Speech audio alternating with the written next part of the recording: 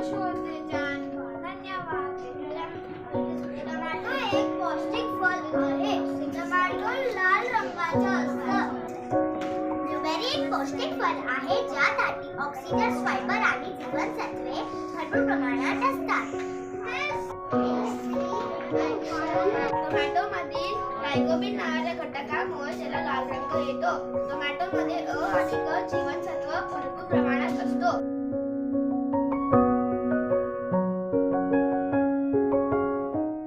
मका पिवळसर आणि सुंदर दिसतो. तो खायला खूप गोड लागतो. आंबा हे एक स्वादिष्ट फळ आहे.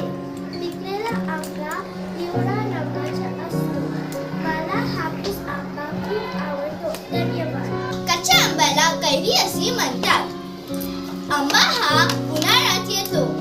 माझ्या आवडत्या भाजीविषयी सांगणार आहे.